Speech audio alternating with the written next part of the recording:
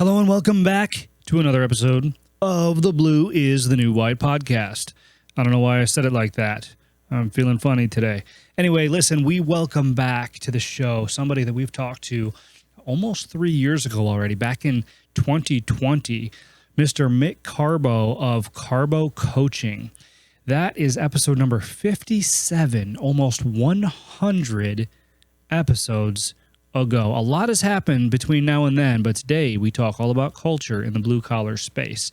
And listen, if you want to know more about Mick, because he has been on the show before, make sure you tune back into that episode, number 57, to hear his entire backstory, because he doesn't get into it the entire way here on this episode, because he's already done that. But it is an incredible journey, so make sure you check out that one as well.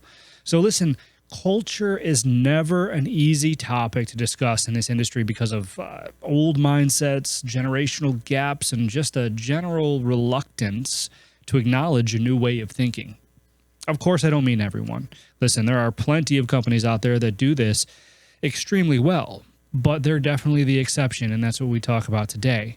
So tune in to learn from Mick how to increase retention in your organization through culture, mission, vision, and values. And don't forget to subscribe to our channel and on our website at blueisthenewwhite.com to receive all the latest updates. You can now find this podcast on iHeartRadio, SiriusXM, and Pandora. As always, we rely on word of mouth from our listeners to further the mission. So if you enjoy this episode, please do me a favor, take a minute to rate it, review it, and share it. The future generations of tradespeople depend on it. They depend on you. So thank you again and enjoy this episode of Blue is the New White with Mick Carbo. Hello and welcome back to another episode of the Blue is the New White podcast. We have a familiar face on the show today, but someone I have not talked to in a couple of years. I'm really excited to have him back. Thank you, Mick, for joining us today and for accepting the invitation to come back and join us again on the Blue is the New White podcast, sir. Oh, yeah, Josh, absolutely my pleasure, man. I'm very grateful for the opportunity, and it's definitely good to see you face to face, other than seeing your amazing LinkedIn posts with your videos. Thanks, man. Good to actually connect, man. Yeah, no, absolutely. And honestly, man, it's time goes by so fast. Isn't it amazing, especially when we're all in this whirlwind of the skilled trades of everything that's going on right now, man. It seems like last week when we last talked. You know what I'm saying? Well, I'm really happy to hear you say that, because that's kind of how I relate to this, and that's typically how I relate to people. If I've gotten to know you and we've built somewhat of a relationship, I can get into my whirlwind of whatever's going on business wise and in life. And then when we get back together, it's like, oh yeah, we were hanging out last week, right? No, that was actually 2 years ago, but it feels like last week. So yeah. Oh, absolutely. Well, awesome. So for those that have not seen the first episode that we did together, we've gained a lot of subscribers since the last time that you came on the show. So I'm really excited about this. If you guys have not listened to that first episode with Mick, go back. I was just trying to recall which episode it actually was, and I can't off the top of my head, but I will reference that in the show notes. But if you haven't listened to that episode, definitely listen to it. He's going to go a little bit more in-depth in that episode than this episode as far as his background goes, because he's already done it once. I don't want to ask him to do it too many times. But high level, Mick, can you give us your story? Can you let anybody out there who doesn't know who you are? Who is Mick Carbo, and how did you get to where you are today, man? Yeah. Thanks, Josh. I've had a pretty unconventional life, I would say, but I think the important thing to know about me is, well, a couple of things. First of all, I've always been very entrepreneurial, and I've always had a deep drive to make a difference in the world, and specifically make a difference with people. And so right after high school, I graduated, and I worked for my brother-in-law, actually, who owns a ceramic tile and marble installation company here in the Baltimore area where I live in Maryland. Learned the trade from working with one of his subs for about a year, maybe a year and a half. Then he approached me and said, "Hey, you're pretty good at this. You should get your own truck, get your own tools, and go out there and do your own thing." And So I did, and I subbed for him for the next couple of years and started bringing on my own contracts and ultimately had a couple of crews working for us. And I loved it for I love the work. I love to, get my hands dirty. I love to create things and make things beautiful. And the part about that type of work that was really awesome for me was the customer's reaction to the work. When they see a beautiful finished product and they're super happy and excited, and that just light me up. It lights me up, right? And so that's the part of it that I connected to in terms of making a difference.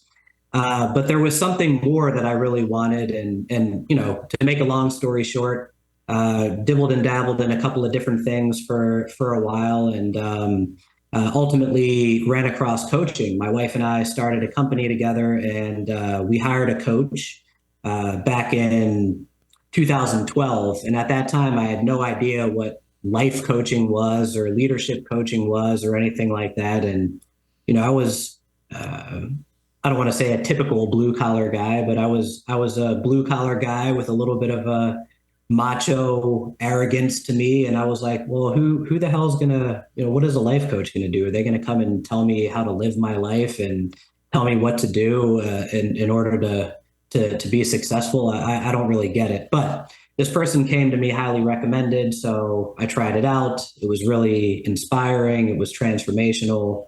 Had me shift my relationship to who I am as a man, as a husband, as a father, as a leader, as a business owner, all of it. And the something in particular happened through that work that we were doing. We hired this guy to help us because we were, building a new company.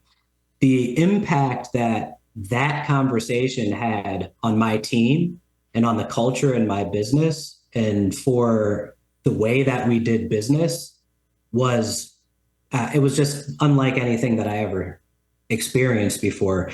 And so he suggested that I get formally trained as a coach in service of like helping my employees at a deeper level. And I thought that was a good idea. So I did. And by the end of this year-long coaches training and leadership development program, it made a really big difference for the rest of our team, like I mentioned. And what I got from that experience that I wasn't expecting is I really fell in love with this idea of what I could provide to the world and to people through coaching, the difference that I can make. And so I had a conversation with my wife about it, and we agreed that I could take a step away from the business and kind of put my head down and build a part-time coaching business. And a couple years went by, and I looked up and I had a full-time coaching business.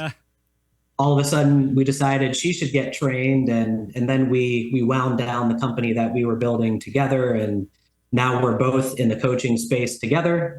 Since 2016 we've both been doing it together, and now we're in business again together, working with blue collar companies and the people that we are and that we love. That's amazing. And I think that's a testament to how badly these organizations, these skilled trades organizations, need that type of, well, I'm going to say leadership, right? And I mean that type of character and that type of mentality, because there is a void, I think, typically, and maybe a better word is a generational gap in leadership. I don't know. You're the professional, maybe, with this, and you've probably seen a lot of it. I am curious: is it a void, or is it a generational gap in there, or a combination of both? I think it is a combination of both. My humble opinion about this is like, here's the generational gap piece Sure. of it, in my opinion.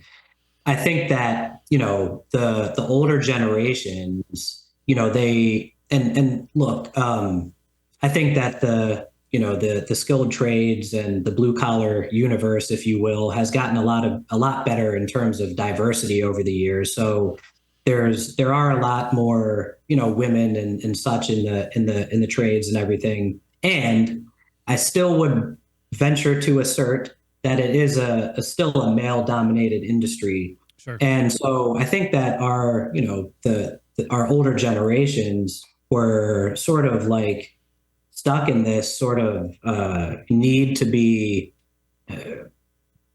sort of a macho man, I guess, like there's this perception of what it is to be a man, Yeah. what it is to be an employee, what it means to be a worker and a provider, right? Yeah. And Lucky to have a job, bloody knuckles are the way, that kind of stuff, right? yeah, you get hurt, rub some dirt in it and get back out That's there and right. keep going, That's it. right?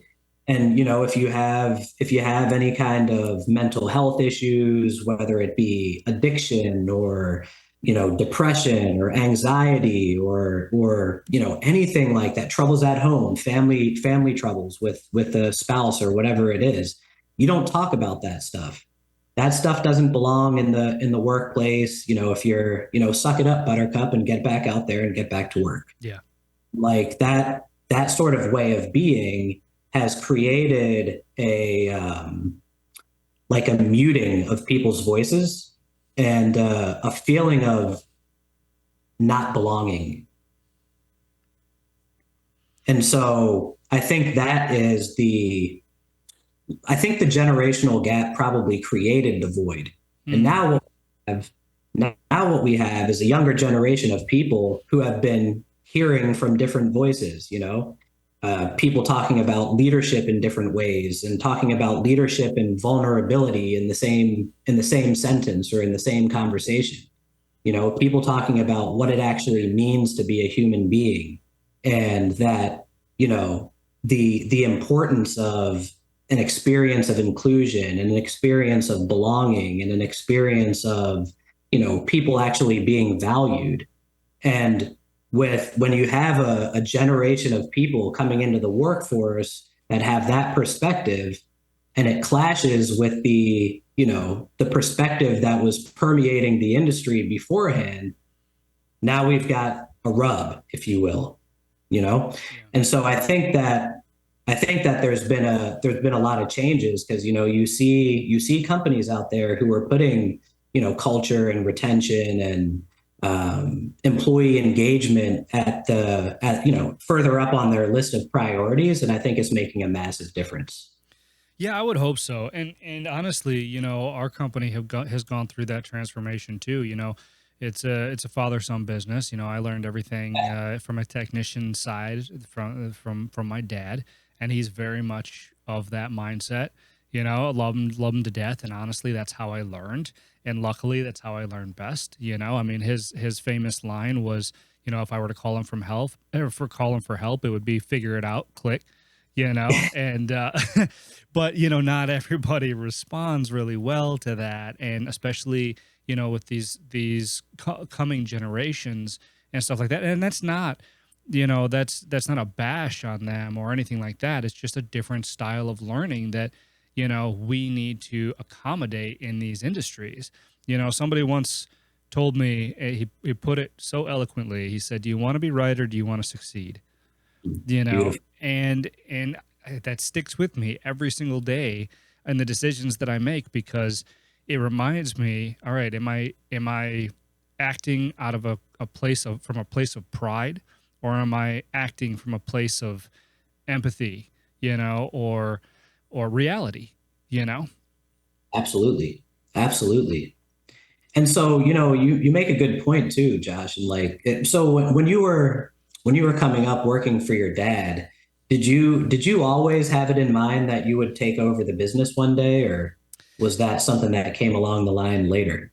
I always knew that I was going to have a hand in it, and to my dad's credit, he gave me that leeway from the second that I started. It was just basically, I'm not going to allow you to do shit until you know what it means to be a technician, right? So Yeah, that's that old school side, but I did know that whether it was alongside him or whether I was going to be, in front, that I was going to have a big hand in the transformation of the business. Because when I came on, it was just him, you know, just he was one guy in a truck, right? Chuck in a truck is what yeah, they call him. And, and so when I came on, I had to get my arms around what that all meant first, and that's when I got to experience like his leadership and that kind of his personality with regard to teaching and all of that.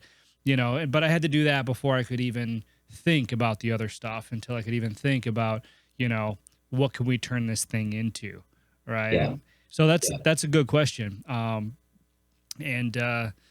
it's definitely a lot of lessons learned along the way.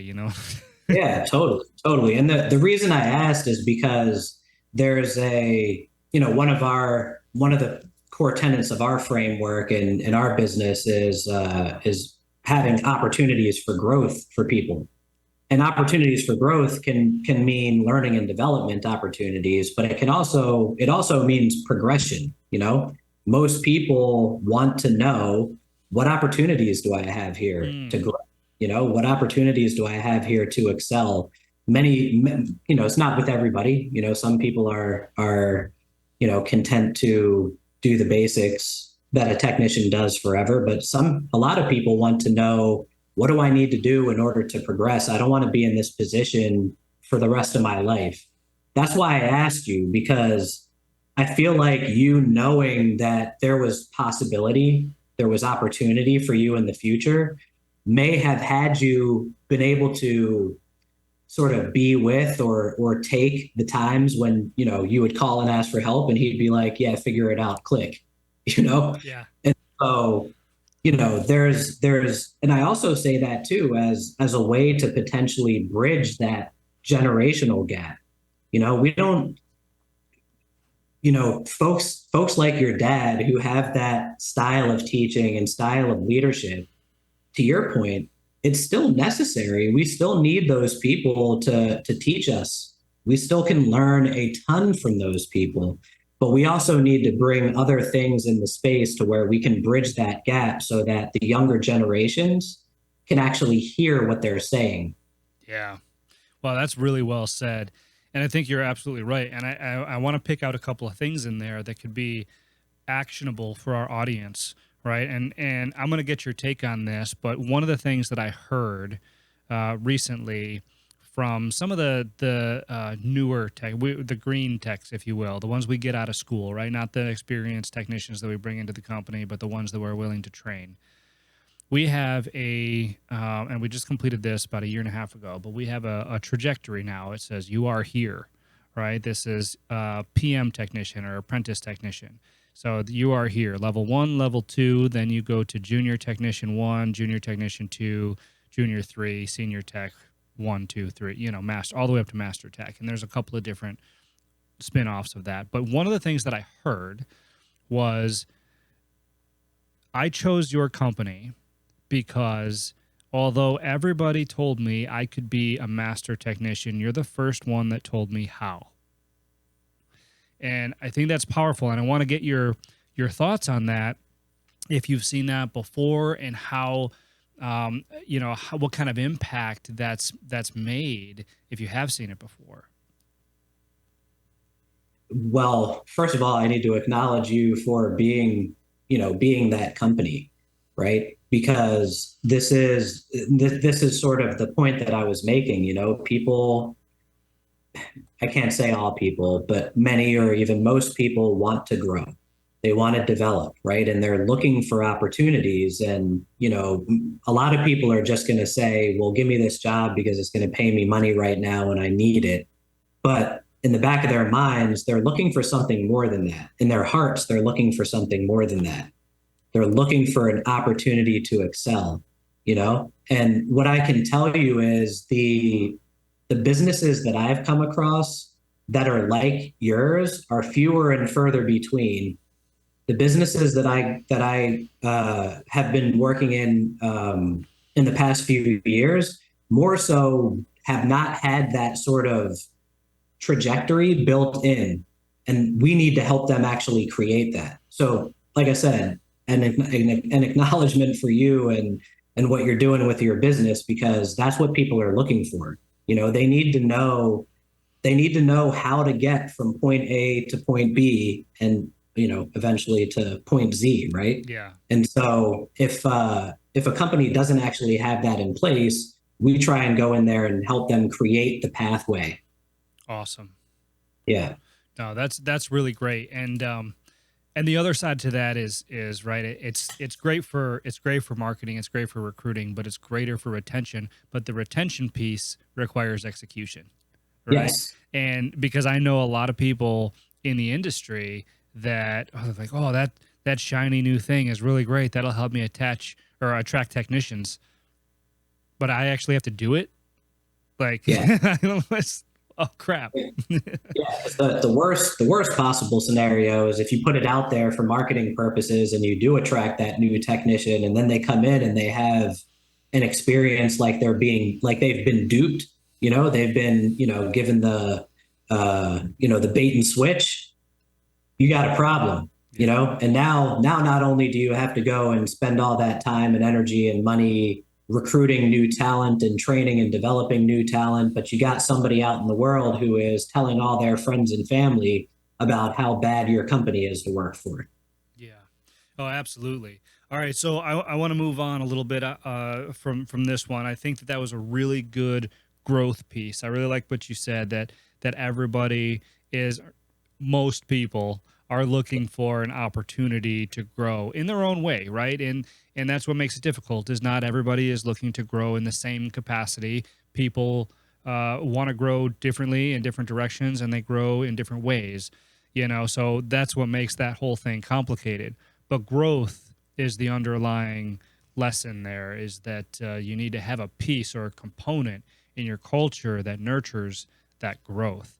So moving on from that, what else from a cultural perspective have you found that resonates in the skilled trades industries that can be transformational?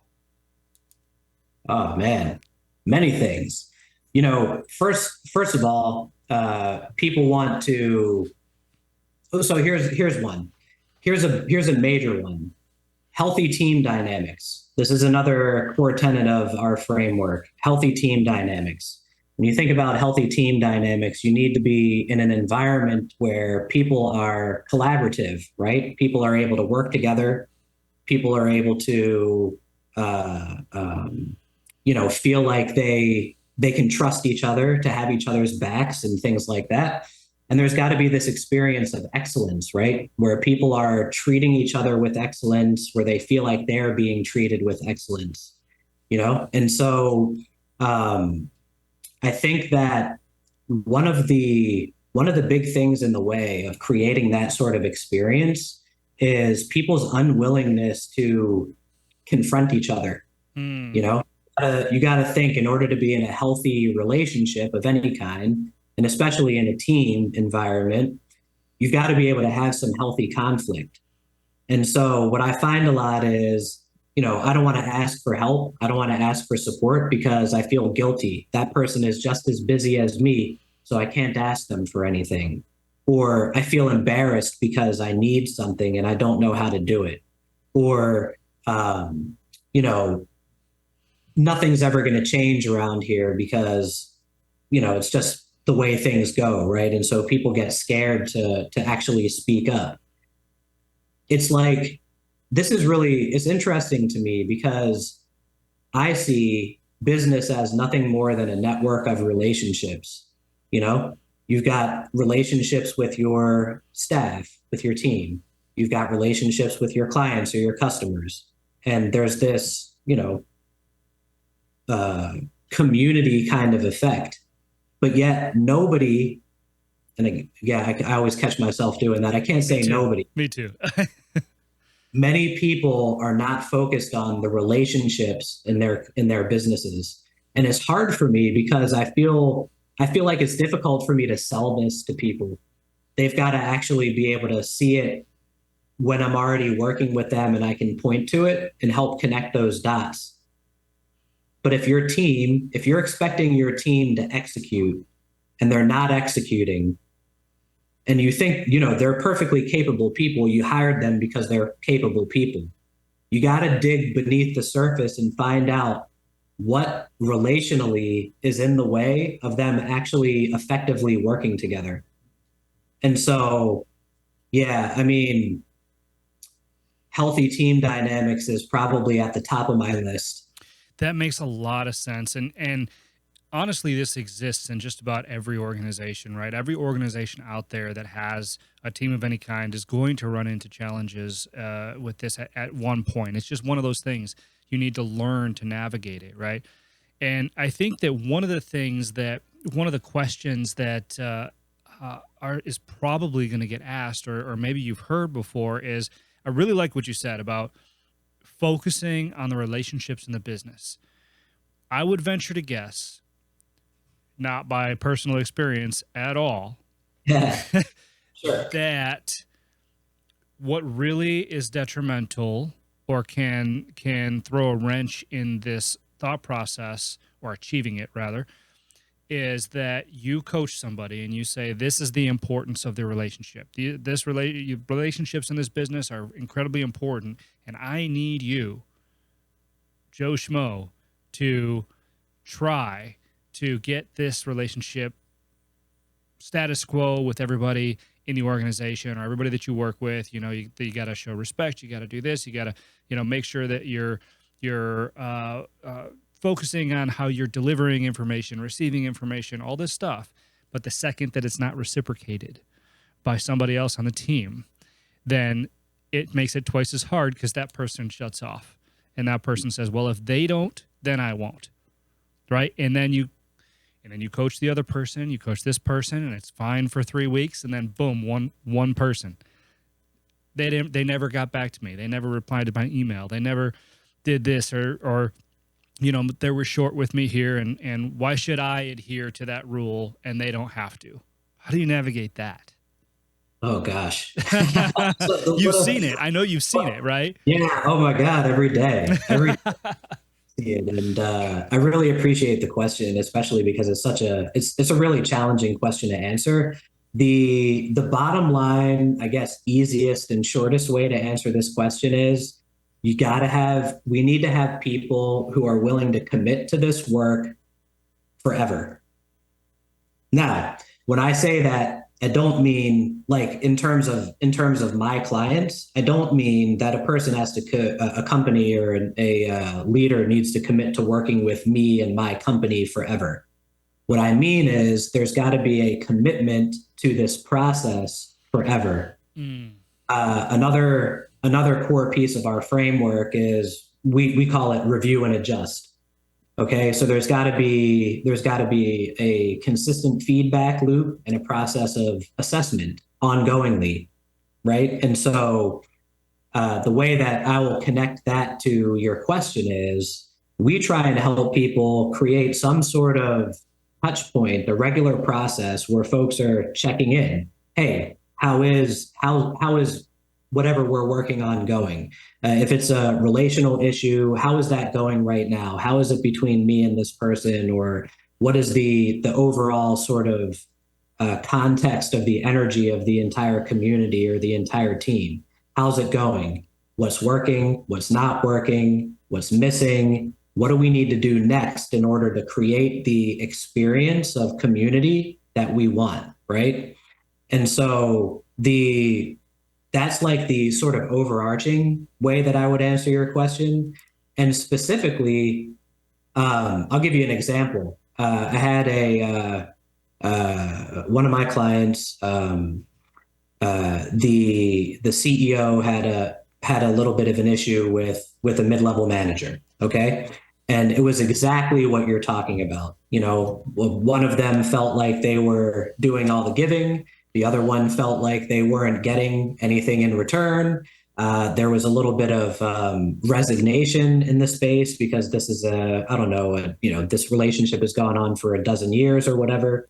And both of them had this sort of like, oh, that's just how that person is type of mindset about it, right? Yeah. And it becomes, set in stone. And it took me months to get through coaching and through my relationship with both of them, get them to commit to coming together in person. And I felt so strongly, and they work together. So they, to sit down in the same room and actually hash this out together is what I meant by coming together in person. Sure. And I felt so strongly about this happening that I was willing to drive from Maryland to Pittsburgh in order to sit down and help facilitate the conversation. I was like, listen, I probably shouldn't be saying this live on air because I may not offer something like this again. But I was like, I feel so strongly about this. I'm not going to charge you a dime. I will get in my car and I will drive 4.5 hours away and and stay overnight so I can have this meeting with you all because I feel so strongly about the possibilities that can be created if you guys, squash this and have it be water under the bridge. So like it's a commitment to working on relationship ongoing. It's being willing to sit down face to face and have the difficult conversations, make sure everything is out on the table. It's a willingness to have all parties be heard, a willingness to forget the past and start anew, and to create some parameters around what success is going to look like from here. Make a commitment and hold each other accountable. Yeah. Wow, that speaks volumes, honestly, and I think it happens in these businesses, more than we think, right? And I'm saying that as if you're a listener out there and you're thinking to yourself, man, I don't know how I'm going to navigate this situation. It's been like this for a dozen years, and I don't know what to do. Maybe it's because you've just completely, kind of given up, and now you have two people in your organization that don't work well together. So your solution is to separate them.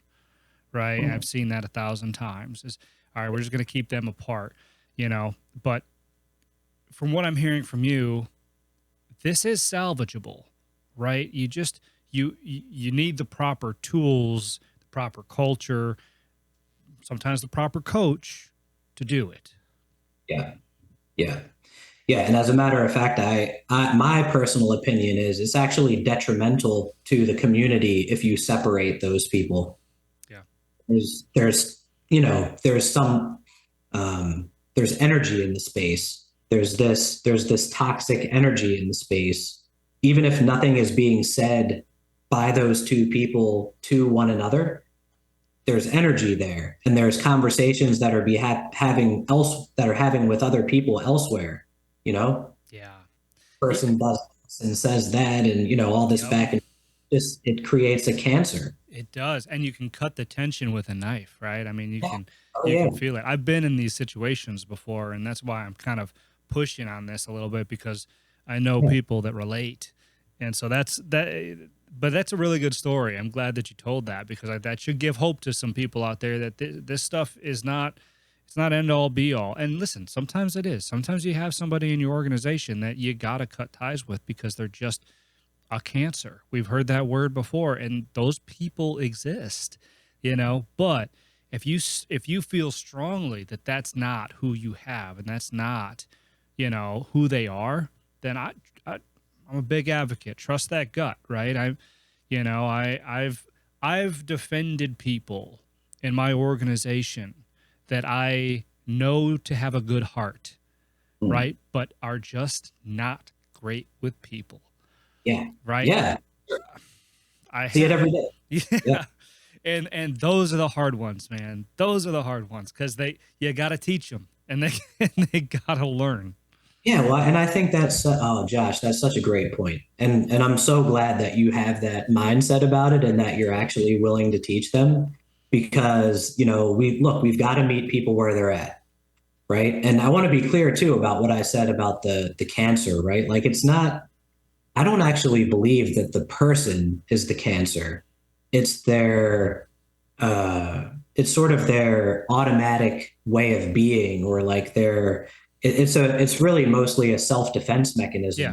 It's the stories they tell themselves. Yeah, exactly. Exactly. And so my personal belief is that person can be molded and created into something different if they are willing, if they're willing to be a part of that conversation, if they're willing to do the work, and if somebody is willing to actually have the patience and the skill set to sit and work with them. Now, at a certain time, I always recommend people put a timeline to something like this. If they've got a person like that, put a timeline to it. Make sure that you're being clear. This and this need to look like X, right? in Y amount of time, or else we're going to need to do something different. But at least, the person feels like they're being invested in. Yeah. Absolutely. It's so important. And that kind of, so that leads me into something else that you said that I kind of want to dig into a little bit, if you don't mind. And that's having the hard conversations, right? Because you know that, the investment into these people, part of that investment is having sometimes countless hard conversations, Mhm. and they're called hard conversations for a reason, Mick. Right? Yep. People don't want to have them. People don't know how to have them. And I'm going to plug a book and a book that I've read and a course that I've taken, just for the audience's reference. It's called Crucial Conversations, right? And crucial learning is their thing too. As far as having a hard conversation, that's one of the best tools I've come across to really spell out, step by step, how to have these conversations. But I want to ask you now, from your perspective, you know, I mean, do you have any tricks or tips or insight or advice for anybody that walks into this situation to have that hard conversation? Yeah, sure. First of all, I'll say that Crucial Conversations is on my bookshelf over there. I So knew it was. I knew it was. highly recommend that book. And this is actually one of the tips that I'll share with everybody. Look, I do this for a living. I still have lots of challenging conversations with my wife, with my kids, with myself, even with lots of people, right? So this is it's a constant learning process. So find something, whether it's the Crucial Conversations book or the courses that they do, find somebody's course, find somebody to talk to about this, do your own work. It's always, we as leaders, we always have to look over here first 100% of the time. We've got to take 100% responsibility and ownership for all of it. So if the conversation is too hard, it's too hard because we said so, not because anybody else said so, right? And so take it upon yourself to take whatever training you need to take, learn whatever you need to learn. The second thing that I would say is jump in the pool. Don't wait. Don't let things fester. Like Yes. immediately take these things head on. You don't want to let stuff spiral out of control. If you think the conversation is going to be hard now, it's going to be much harder a month from now, let alone 6 months from now, right? So do it now. And I think another thing would be to, take ownership of your side of the street, right? If you're having a conversation with somebody else, we need to make sure that our side of the street is completely clean if we're going to ask them to clean up their side. We can't always put the onus on the other person to do the work to make things right. We've got to model it and we've got to lead the way. If we want leadership from our team, they've got to see leadership from us first. We got to lead from the front, right? Mm, yeah, I really like that. I think that that's such a key piece, and I hope that my audience is listening, right? And I want to just reiterate that is that taking ownership for your portion of it is so important. Yeah. Because initially, I mean, when you're going into these hard conversations, that is going to be the first thing that other people look towards is they're asking all this of me, what are they going to do? Exactly. How are they taking responsibility for their end of that? And I'm telling you right now, if you're a listener and you're a leader in your organization, if you're an owner, a CSO, or a CEO, sorry, it's your fault. It's, Yeah. that this is the life we live. This is the life we chose, guys. The buck Yeah. stops with you, and everything in your organization is your responsibility at the end of the day. And I suggest you start acting like it. Oh yeah. Yes, sir. Yes, sir. That's gold right there, man. So no, that's some incredible advice. I can't believe we've already been talking for almost an hour, Mick. I know. That's that's pretty incredible. All right, so I've got my last question that I'm going to ask you, but before I ask you that, I want to give you a platform to kind of just ask if there was anything else that you thought was important for our listeners to know from a cultural aspect of the blue collar skilled trades industries, or, leadership aspect, or just anything overarching that you want to interject that you think is important for our listeners to know or understand? Yeah, totally. One more that I'll choose is, and this is another focus of the work that we do, is the importance of being vision and mission driven. Mm, Being vision and mission driven helps the community be connected to meaning, right? Purpose and meaning. That's gonna help them be able to sort of connect their own core values to the core values of the company. Connect their motivation and their inspiration to work and to make things happen and be successful and live their life to the goals and the objectives of the company, right? Because if those things aren't matching up, people are going to be showing up for a paycheck, right? Not for a purpose. And when people are showing up for a purpose, they're much more willing and able to go above and beyond the call of duty. And so one other thing that I'll put in around this is the importance of clarity around the vision statement and the mission statement and the set of core values. It's got to be clear. It's got to be clearly stated. And what I like to say is you can't just put this on a poster in the warehouse or in the shop. You can't just put this on your website and that be it. The vision and the mission and your core values need to be threaded through as many conversations as you can possibly have with every single one of your technicians, every single one of your teammates, all of your customers. Have it be part of your meetings. Have people know that you really mean it. Like, this is who we are. This is why we exist. This is what we're doing and how we do things, right? And that way it becomes like, if you've got some feedback for a technician, let's say you've got some training for somebody did something or said something that doesn't fit with what you want them to be doing or saying, let's just put it that way. Instead of just being like, no, that's wrong, you need to do it this way, we need to tell them why. Hey, that actually doesn't fit into the culture that we're creating here. It doesn't fit into our, vision for who we are and why we exist. It's not what we do. And I need you to, focus your attention and your, communication and your actions inside of this lane that we're all driving in.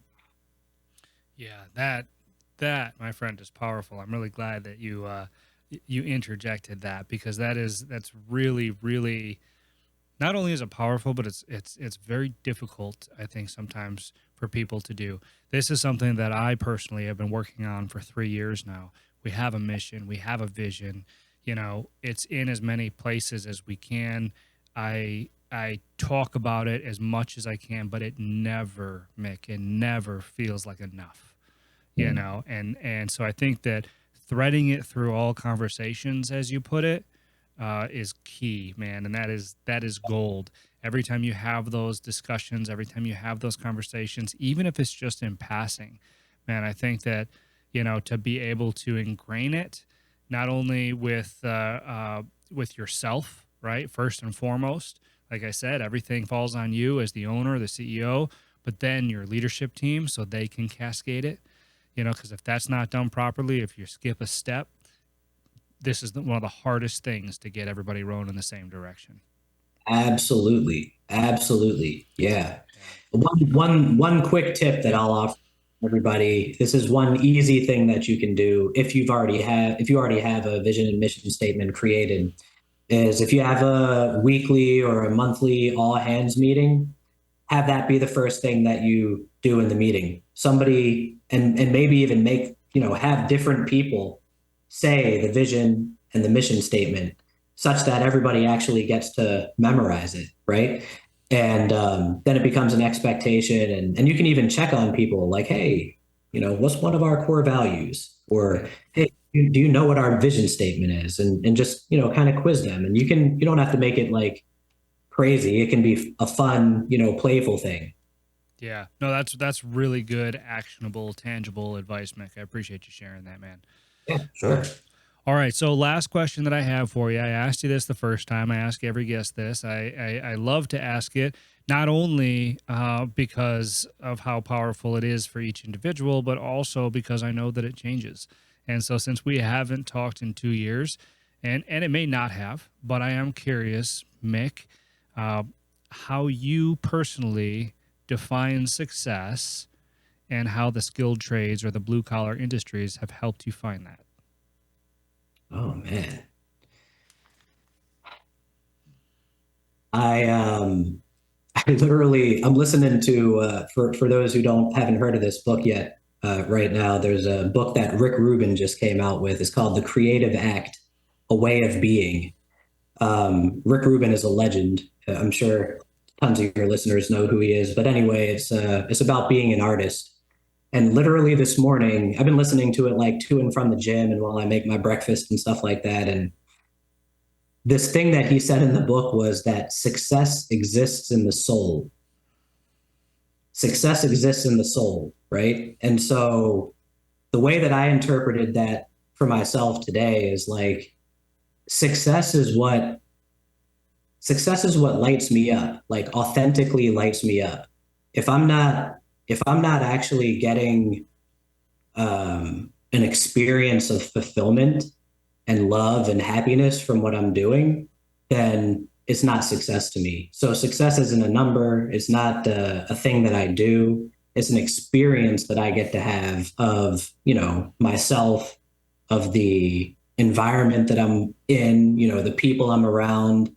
That's success to me. And I think that the way that the skilled trades and the blue collar world has gifted that to me is that it really led me to my calling. It led me to my people. It led me to this this work that I get to do every day that really lights people up, makes a difference, and as a result it lights me up. So yeah, man, it exists in the I love that answer. The name of that book one more time, The Creative Act, ACT. Creative Act, A Way of Being. All right, A Way of Being. Not only do I want to get that on my queue, but I know that a lot of my listeners love to read too. So Yeah, sure. I appreciate the recommendation. That is fantastic, Mick. Thank you so much for that insight. Thank you so much for spending your valuable time with us today. Where can people find you? The easiest place for people to find me is on LinkedIn. I'm pretty sure it's just LinkedIn /Mick Carbo. And you can go to carbocoaching.com. We're going to be doing some revamps there. Something that we're excited about right now is we are working on this framework that I've been talking about today. We call it the culture growth ecosystem. So what we do is we try and help companies create a thriving ecosystem where, opportunities for growth come from working with the people so that everybody can be prosperous, from the guy that sweeps the floor to the owner and the CEO. I love that. I appreciate that, Mick, and I appreciate you spending your time with us today, man. Thank you. Yeah. Thanks, Josh.